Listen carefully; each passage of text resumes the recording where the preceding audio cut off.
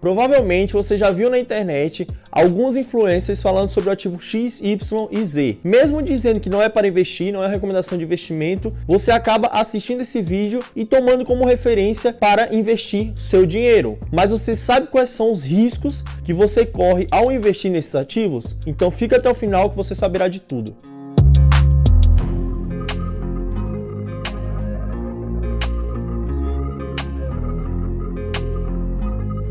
O primeiro risco é o risco de liquidez. Você já deve ter ouvido falar, mas o que é o risco de liquidez? O risco de liquidez é quando você tem um ativo e você consegue transformar ele em recurso, em dinheiro, por exemplo, a um tempo hábil e a um preço justo. Por exemplo, nós temos o cliente A e o cliente B. O cliente A, ele tem R$500 mil parado em um CDB de um grande banco, pagando 100% do CDI e com liquidez diária. O que significa isso? O cliente me liga: Claudinho, eu quero dar baixa R$500 mil que eu vou fazer uma cirurgia, por exemplo. Então eu vou lá, dou baixa pro cliente, cai na hora na conta do cliente. Isso é uma liquidez rápida, tá bom? Cai na hora pro cliente, ou até em D1, D2, um exemplo, beleza?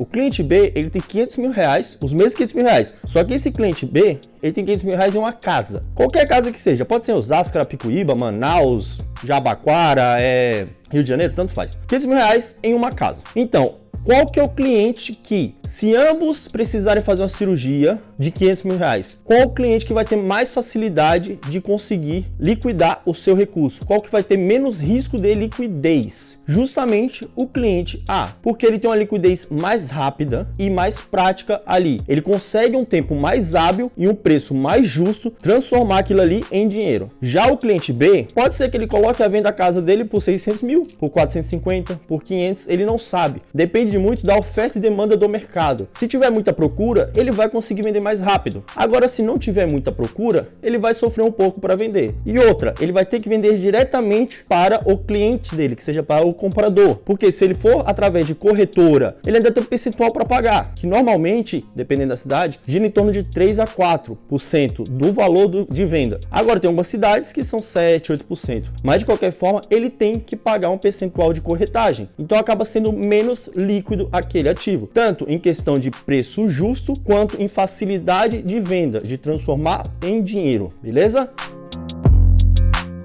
O segundo é o risco de crédito. Mas o que é risco de crédito, Claudinei? O risco de crédito nada mais é do que o risco de calote, ou seja, da contraparte não arcar com seus compromissos. Como assim? Vou exemplificar para você. Sou um cliente do banco XYZ. Vou lá e compro um CDB para 5 anos que paga 125% de CDI. Beleza, vai acumulando, vai dando rentabilidade ali, caindo todo dia a rentabilidade, mas eu não tenho acesso porque o vencimento dele é quando eu posso resgatar, ou seja, o resgate é somente no vencimento, beleza? Só posso resgatar no vencimento. Daí vai acumulando, acumulando, acumulando. Só que chegou no 5º ano, o banco ele não arca com o compromisso dele. Ele não paga, porque ele tem que pagar o principal mais a rentabilidade prometida. E ele vai e não paga. O que foi isso? Você tomou um calote. Então tá aí o risco que você correu. O risco da contraparte não arcar com as suas obrigações, certo? Mas como que eu posso amenizar esse risco? Simples. Você pode analisar os seus ativos e diversificá-los conforme os rates do papel. Mas o que é o rate? Nada mais é do que a nota de crédito. É o risco que aquela empresa tem para te pagar ou não. É o risco dela. Mas quem faz essa avaliação? Existem várias empresas, mas as principais são a Standard & Poor's, a Fitch e a Moody's. Então você vai lá quando for aplicar, observa bem o rate e tenta diversificar ou pegar o rate maior possível. Faz essas avaliações, beleza? O terceiro é o risco de mercado, que nada mais é o risco de oscilação de preços. Lembrando que o risco de mercado é beta igual a 1, ou seja, todo o risco que for maior que o mercado, todo ativo que tiver o risco maior que o mercado, ele vai ser beta maior que 1. Agora, se o ativo tiver menos risco que o mercado, ele vai ser beta menor que 1. Se o ativo for o risco de mercado, é beta igual a 1. Já o beta 0 é o famoso risk-free, ou seja, a taxa livre de risco no Brasil é a Selic.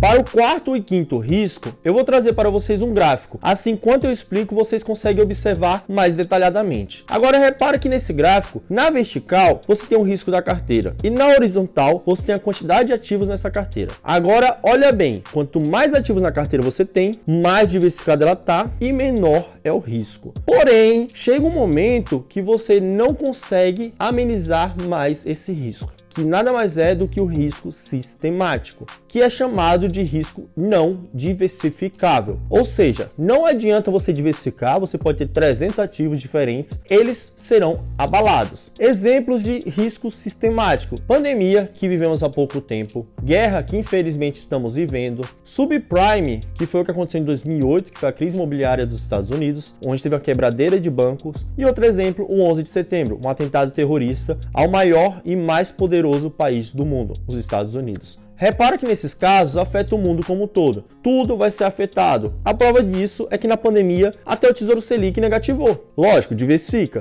Mas você tem que ter ciência que chega um lugar que você não consegue mais amenizar esse risco, que é se acontecer alguma coisa no sistema como um todo. Beleza, agora eu vou explicar para vocês o risco não sistemático, que eu consigo amenizá-lo enquanto eu tenho mais ativos, enquanto eu diversifico. Por isso que é chamado o risco diversificável, beleza? Ou seja, quanto mais ativo eu tiver, eu consigo amenizá-lo. Por exemplo, eu tenho, lembrando que não é recomendação de investimento, beleza? Mas vamos lá. Eu tenho Azul, Petro, Bradesco e Itaú. Se eu tenho uma crise no petróleo, uma crise global no petróleo, que nem a gente estava há pouco tempo, vai prejudicar a minha carteira em Petro e Azul. Mas o segmento de banco não vai ser afetado, pelo menos diretamente, tá? Coloca na ponta do lápis aí. Beleza, então eu consigo diversificar aquilo ali. Outro exemplo, imagina que eu tenho Vale, Petrobras, uma empresa de energia, Bradesco e Itaú. Aí acontece, Deus que me livre, outro acidente igual Brumadinho e Mariana. A minha carteira ela vai ser afetada na parte da Vale, em relação a minério, em relação àquela empresa. Agora, na parte de petróleo, de banco, que é Bradesco e Itaú, e na parte de energia, ela não vai ser afetada. Então ali eu consigo diversificar e amenizar esse risco. Então é isso, pessoal. Sou o Claudinei Júnior, você está no canal Minando Mercado. Se você gostou, deixa o joinha, se inscreve no canal e ativa o sininho. Um beijo, um abraço e